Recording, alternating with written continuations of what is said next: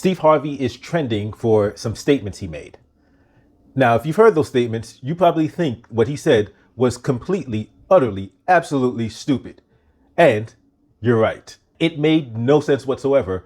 And I'm amazed that he managed to keep a straight face while saying that foolishness.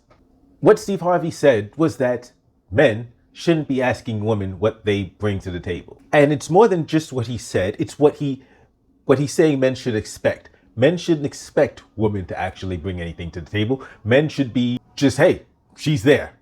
She can bring another you. She can create another you. This video is going to touch on three things: the little bit of truth in what he said, the whole lot of foolishness in what he said, and the third thing is going to actually surprise you in who actually agrees with Steve Harvey's point. That one's going to shock you, so stay tuned. First, a little bit of truth.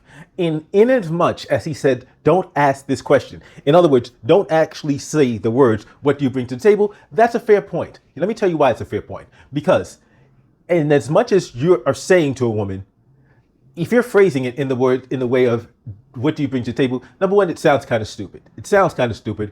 The concept is completely sound. But number one, it sounds kind of stupid. Number two, you're allowing her to just invent whatever she wants to, these reasons as to why she thinks she's of value. That's not how this should go. In terms of finding a suitable partner, you've got to do the work. You've got to observe not just what she says, but what she does, who she is. These are things that you should be observing and not just be relying on her self-reporting.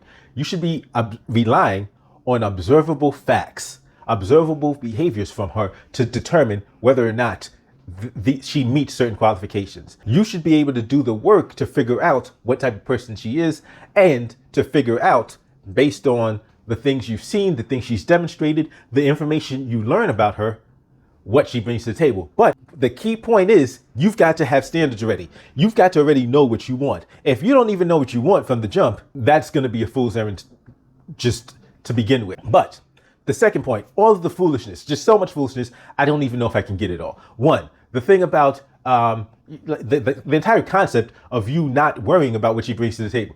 No, it's called standards.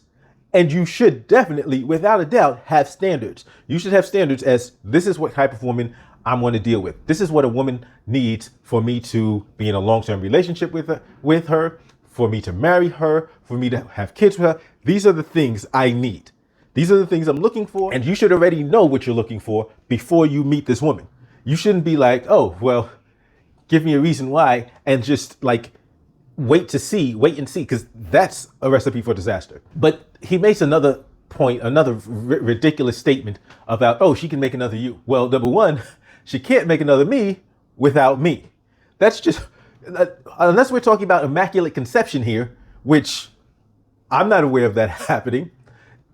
She still would need me to make another me. And more than that, even if she had my genetic material to make another me, guess what? I'm not just the sum of my genetic material.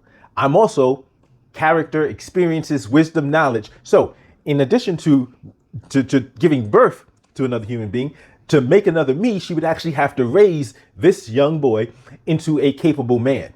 That's what she would have to do. And if we pay attention, we're going to realize that a lot of women do not have the ability to raise a strong man by themselves.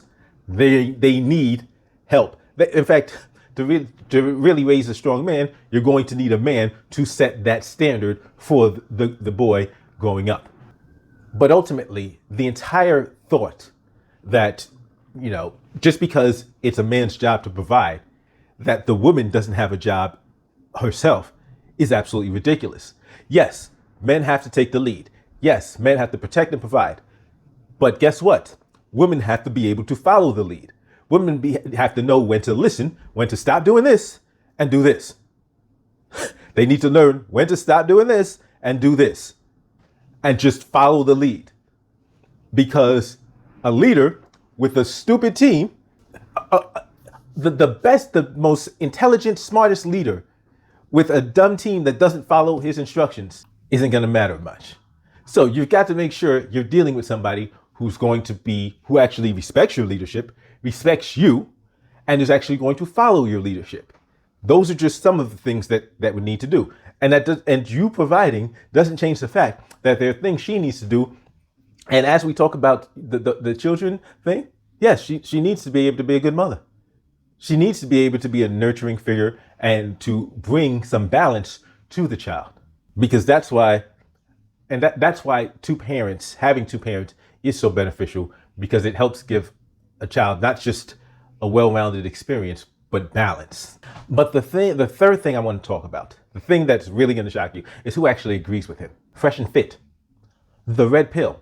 At least the red pillars that agree with this particular point, because Fresh and Fit like to say this particular statement: women are born with value, men have to create value. So they'll say, just out the gate, women are already valuable, men have to actually work to build the value. This is what Fresh and Fit say constantly. This is what a bunch of people in the red pill space say constantly. Women automatically have value. That sounds a lot like women are the table. That sounds a lot like women don't need to bring anything to the table. They are the table. That's it.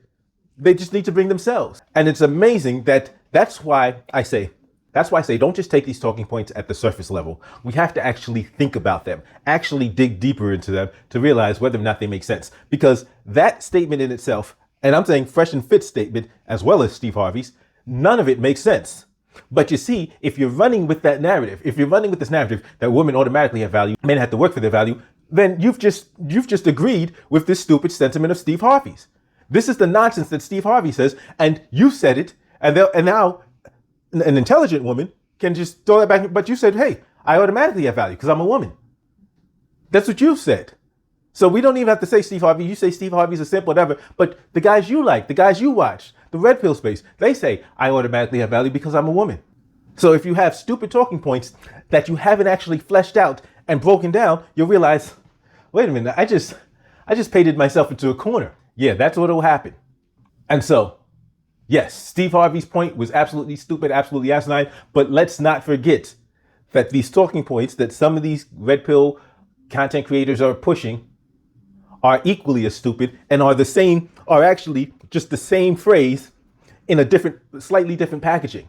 The same concept in slightly different packaging. Stop listening to bullshit talking points that haven't actually been fleshed out and that the people that are spouting them to you haven't actually thought through. As always, don't forget to hit that thumbs up, like, share, subscribe if you have not subscribed already. And I will see you next time.